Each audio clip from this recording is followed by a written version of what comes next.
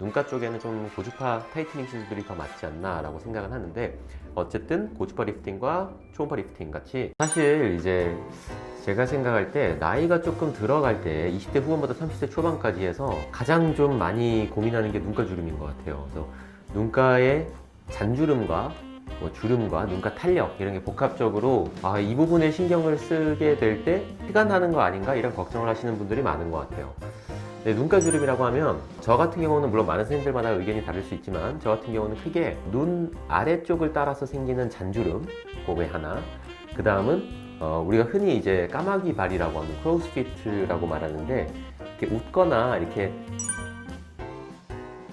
그 주름, 그 두 가지. 그리고 눈꺼풀 자체가 좀 탄력이 떨어지면서 자글자글한 느낌의 주름이 생기는 거.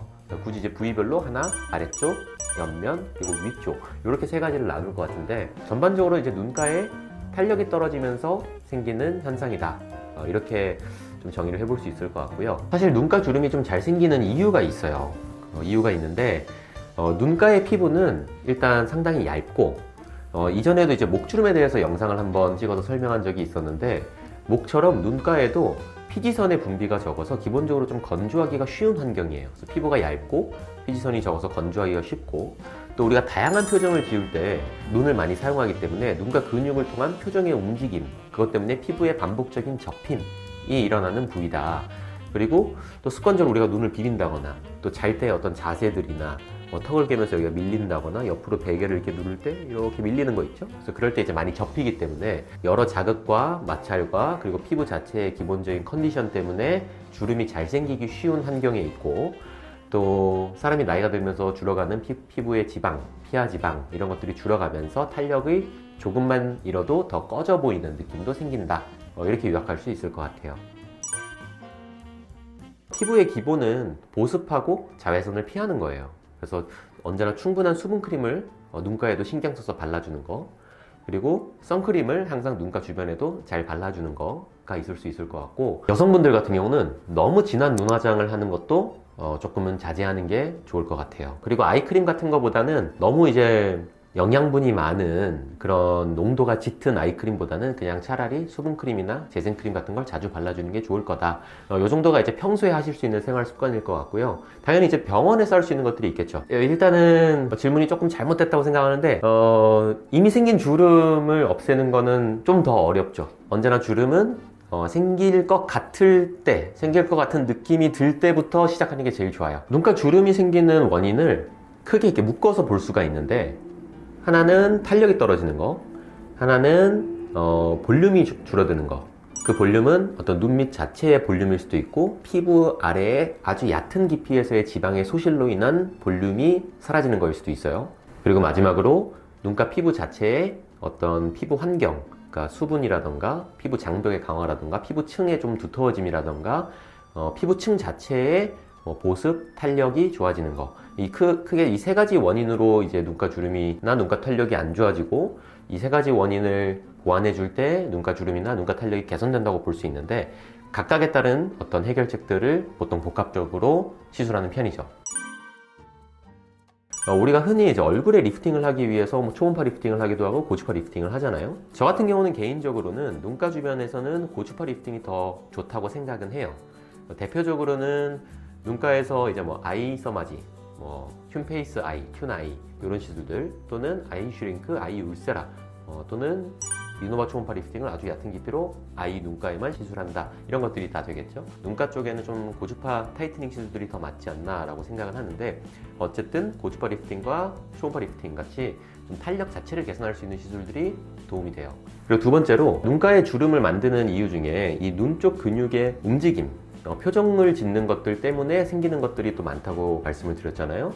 그래서 그런 부분 때문에 특히 이 눈 외측에 이렇게 세 가닥 또는 두 가닥, 사람마다 다르겠지만 우리가 까마귀 발 주름이라고 하는 그 부분의 해결을 위해서는 여기에 눈가 보톡스, 근육 보톡스를 놔주면 이 움직임이 조금 줄어들면서 과도한 접힘을 방지해서 주름이 심해지는 걸 막을 수 있어요. 그리고 생각보다 피드백도 좋은 편이고, 너무 강하게 하지 않으면, 요새 트렌드는 보톡스도 많이 강하게 하지 않는 편인데, 너무 강하게 하지 않으면 상당히 자연스럽게 주름을 방지할 수 있는 아주 훌륭한 시술이 될 것 같고, 또 눈 아래에 자글자글하게 있는 주름 같은 경우는 강한 근육 보톡스로는 절대 하면 안 되고, 그러면 표정이 어색해지겠죠.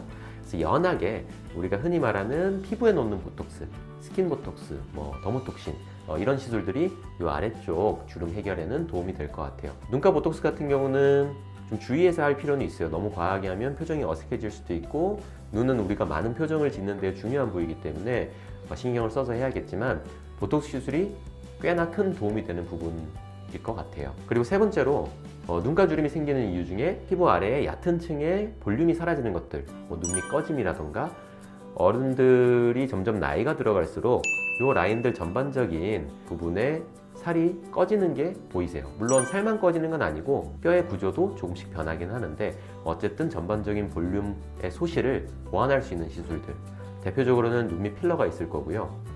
눈밑 필러 같은 경우는 조금 주의해서 해야 되는 시술이기는 해요.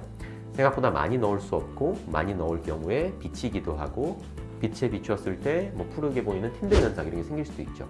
이런 부분은 좀 긴 내용이니까 나중에 다른 영상에서 또 한번 자세히 설명을 드리기로 하고, 어쨌든 주사 시술이나 어떤 약물의 침투, 그러니까 리쥬란, 잘루프로, 샤넬 주사, 여러 가지 피부 영양 성분들, 스킨 부스터라고 우리가 부르는 것들을 눈가에만 시술을 잘 해줄 경우에는 볼륨을 살짝 채우면서 수분도 공급하고 콜라겐까지 생성하도록 하는 훌륭한 시술이 될 수 있다, 이렇게 요약할 수 있을 것 같아요.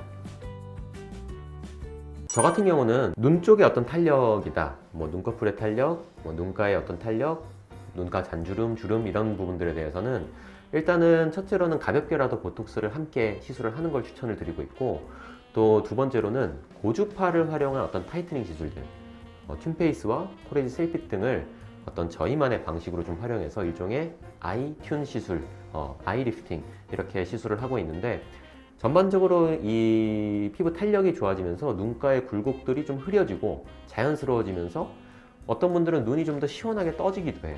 그래서 그런 부분들까지 함께 이루어질 수 있는 눈가의 어떤 시술들을 추천드리고 있고, 마지막으로는 경우에 따라서 조금 연세가 더 있으시거나 피부에 노화가 많이 진행됐거나 눈 밑에만 볼륨의 소실이 너무 많은 경우에는 몇 가지 주사 시술들로 콜라겐을 채워주면서 어떤 자기의 살들이 자연스럽게 정리될 수 있도록, 그리고 수분까지 공급될 수 있는 그런 일종의 스킨 부스터의 어떤 시술들을, 피부 재생 시술들을 함께 권장드리고 있어요.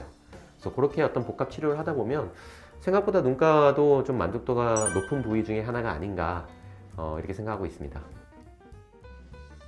오늘은 눈가 잔주름, 눈가 주름, 그리고 눈꺼풀 탄력, 눈가의 전반적인 어떤 노화에 대해서 영상을 담아 보았는데요. 다음에도 또 좋은 영상으로 찾아뵐 수 있도록 하겠습니다. 감사합니다.